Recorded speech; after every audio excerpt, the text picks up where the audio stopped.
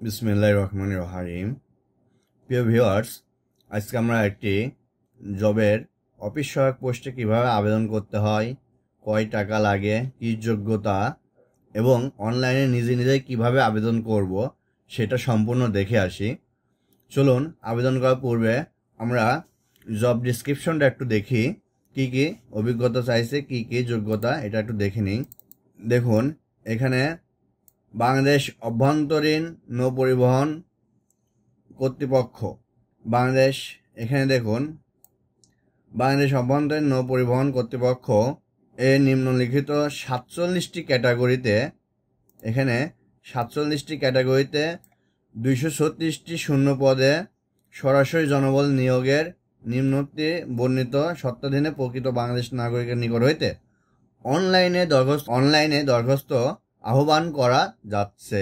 এখানে দেখুন পদের নামসমূহ, বেতন স্কেল ও গ্রেড, বয়স, পদ সংখ্যা, শিক্ষাগত যোগ্যতা।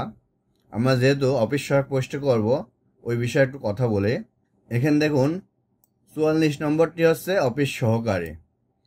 এখানে অফিস সহায়ক এই পোস্টে আবেদন করব। এখানে দেখুন বেতন গ্রেড 20তম গ্রেড, তারপরে বয়স সীমা 18 থেকে 32 বছর। এখানে 3 জন প্রার্থী নেবে। এখানে শিক্ষাগত যোগ্যতা এসএসসি বা সমমান পাস। এখানে মূল বেতন 8,250 থেকে 20,010 টাকা। এখানে দেখুন আবেদন পূরণ সংক্রান্ত তথ্য বলি, এই অংশটুকু দেখুন। আমি এই অংশটুকু নিয়ে কথা বলবো। দেখুন, পরীক্ষার্থী অংশগ্রহণ ইচ্ছুক প্রার্থীগণ এই ওয়েবসাইটে প্রবেশ করে আবেদন করতে হবে। অনলাইনে আবেদনের শুরু 19/1/2025 সকাল 10টা থেকে। অনলাইনে আবেদন শেষ 18/2/2025 বিকাল 5টা পর্যন্ত আবেদন করা যাবে। এখানে দেখুন আমরা যে ছবি ব্যবহার করব, ছবির দৈর্ঘ্য হবে 300 পিক্সেল এবং প্রস্থ হবে 300 পিক্সেল এবং একটা সিগনেচার আমাদের লাগবে, স্বাক্ষর। এখানে স্বাক্ষরের দৈর্ঘ্য হবে 300 পিক্সেল এবং প্রস্থ হবে 80 পিক্সেল। ছবিটা আবার সাইজ এখানে বলে দেওয়া হয়েছে। ছবিটার সাইজ সর্বোচ্চ যেন 100 কিলোবাইট হয়, 100 কিলোবাইটের নিচে হলে ভালো, কোনো ক্রমে যেন 100 কিলোবাইটের উপরে না হয়।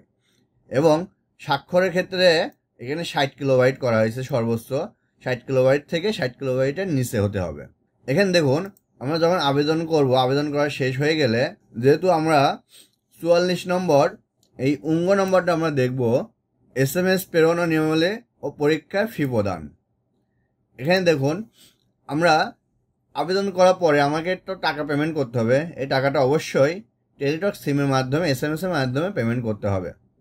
এখন দেখুন আমরা যেহেতু 44 নম্বর আবেদন করছি, 44 নম্বর আবেদন ক্রমিক 40 হইতে 47 বর্ণিত পদের জন্য 50 টাকা এবং টেলিটকের সার্ভিস চার্জ বাবদ 6 টাকা। এবার দেখবো আমরা SMS কিভাবে করতে হয়, এই প্যাটার্নটা আমরা দেখবো। এখন আমরা ফার্স্টে আবেদনটা করছি এবং আবেদনের পেমেন্ট করতে হয় কিভাবে SMS লিখতে হয় সেটা দেখবো আমরা।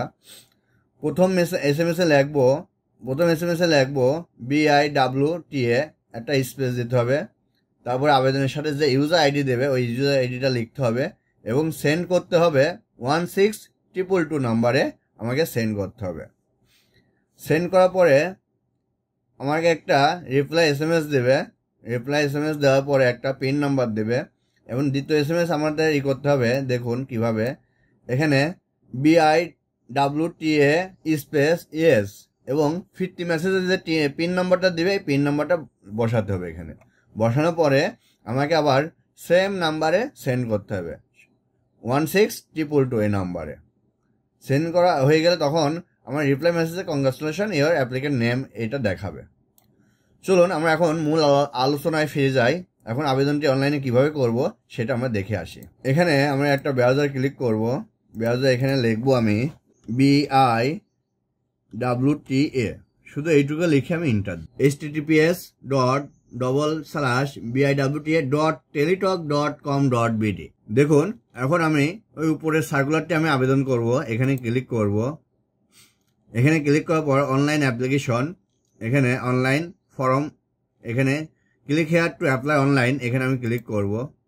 এখানে দেখুন যে যতগুলো ক্যাটাগরি ছিল 47টা, ওই সবগুলোই আছে এখানে।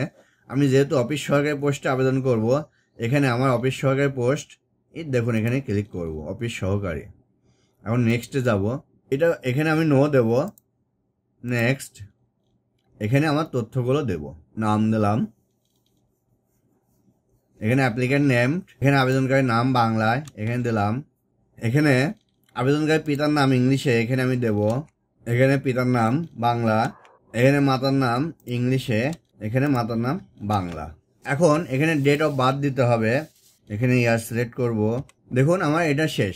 ন্যাশনালিটি বাংলাদেশি এটা থাকবে, রিলিজিয়ন এখানে ধর্ম কি, এখানে ইসলাম, জেন্ডার এখানে মেল, এখানে ন্যাশনাল আইডি, এখানে ন্যাশনাল আইডি কার্ড যদি থাকে তাহলে আপনি ইয়েস দেবেন, আর বার্থ রেজিস্ট্রেশন যদি থাকে তাহলে ইয়েস দেবেন। আমার যেহেতু ন্যাশনাল আইডি কার্ডের নাম্বার দিচ্ছি, এখানে বার্থ রেজিস্ট্রেশনটা আমি দিচ্ছি। এখানে পাসপোর্ট আইডি, কারো যদি পাসপোর্ট থাকে তাহলে পাসপোর্টের তথ্যটা দিবেন, আইডি নাম্বারটা দিবেন। এখানে দেখুন ম্যারিটাস স্ট্যাটাস, এখানে কি প্রার্থী কি বিবাহিত না অবিবাহিত, এখানে বিবাহিত হলে ম্যারিড দিবেন, এনআই নাম্বারটি দিলাম। এখন দেখুন প্রার্থীর মোবাইল নাম্বারটি দিতে হবে। এখানে আমার দেখুন মোবাইল নাম্বারটি নিজে হাতে বসাবেন দুটাতেই, এখানে কপি নেবে না। এই মোবাইল নাম্বারটি নির্ভুলভাবে দেবেন, কারণ এই নাম্বারে আপনার SMS আসবে অ্যাডমিট কার্ডের, ইউজার আইডি পাসওয়ার্ড দেবে, আপনি ওই SMS দেখে অ্যাডমিট কার্ড তুলতে হবে, ওই জন্য মোবাইল নাম্বারটি অ্যাকোয়ার্ড দেওয়ার চেষ্টা করবেন। এখানে দেখুন ইমেল অ্যাড্রেস চাইছে, এখানে ইমেল অ্যাড্রেসটা আমি দিচ্ছি। এখানে কোঠা child of freedom fighter, physical handicapped, ethnic minority. দেখুন এই তিনটার ভিতর যদি একটাও না থাকে, না মেলে, তাহলে আমি নট অ্যাপ্লিকেবল দেবো। আমার যদি কোটা না থাকে তাহলে নট অ্যাপ্লিকেবল দেবো। তারপর ডিপার্টমেন্টাল স্ট্যাটাস, এখানে কেউ যদি গভর্নমেন্ট সেমি গভর্নমেন্ট জব করে অবস্থায় যদি চাকরি করে, সেক্ষেত্রে তার এখানে দিতে হবে যেটার সাথে তার ম্যাচিং করে। যেহেতু এখানে কোনো চাকরি করে না, এই নট অ্যাপ্লিকেবল দেব। প্রেজেন্ট অ্যাড্রেস এবং পার্মানেন্ট অ্যাড্রেস, অর্থাৎ বর্তমান ঠিকানা, স্থায়ী ঠিকানা।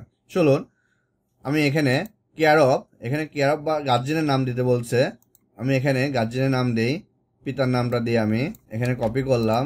এখানে ভিলেজের নাম, এখানে ডিস্ট্রিক্ট, উপজেলা, এখানে পোস্ট অফিস, এখানে পোস্ট অফিস কোড। দেখুন কারো যদি বর্তমান ঠিকানা স্থায়ী ঠিকানা একই হয়, তাহলে এই সেম অ্যাজ পার্মানেন্ট অ্যাড্রেস এখানে ক্লিক করব। দেখুন অটোমেটিক নিয়ে নেছে। এখন SSC ইনফরমেশন দিতে বলছে, এখানে SSC, এখানে examination, SSC vocational board, Bangladesh technical education board, এখানে রেজাল্ট আউট অফ 5 এর GPA, পাসিং ইয়ারটা দেবো আমি, এখানে আমি রোল নাম্বারটা দেবো, এখানে GPA, এখানে পাসিং ইয়ারটা দেবো আমি। এখন subject refrigerator and air condition, যেহেতু কারিগরি বোর্ডে ছিল। প্রিয় ভিউয়ার্স, এখানে দেখুন এক্সপিরিয়েন্স যদি থাকে তাহলে ইয়েস দেবেন, না থাকলে নো, আমি নো দিচ্ছি। এখানে দেখুন একটা ক্যাপচা কোড দিয়েছে, সবগুলো বড় হাতের, বি, টিক মার্ক দিতে হবে। এখন সাবমিট বাটনে আমি ক্লিক করব। প্রিয় ভিউয়ার্স, এখন আমি ছবিটি আপলোড করব, চুজ ফাইল, এখানে দেখুন আমি ছবিটি ক্লিক করব। ছবিটি আপলোড করা শেষ। এখন সিগনেচারটি আপলোড করব, এখানে টিক মার্ক দেব। এখন দেখুন আমার সব তথ্য ঠিক থাকলে আমি সাবমিট বাটনে ক্লিক করব। দেখুন আমার অ্যাপ্লিকেশন কপিটি পেয়ে গেছি। আমি এখন এই নিচে এখানে ডাউনলোড বাটন থেকে আমি ডাউনলোড করে নেব। আমার অ্যাপ্লিকেন্ট কপিটি হয়ে গেছে, এখানে হয়ে গেছে। প্রিয় ভিউয়ার্স, আজকে আমি এখানে শেষ করছি। আল্লাহ হাফেজ।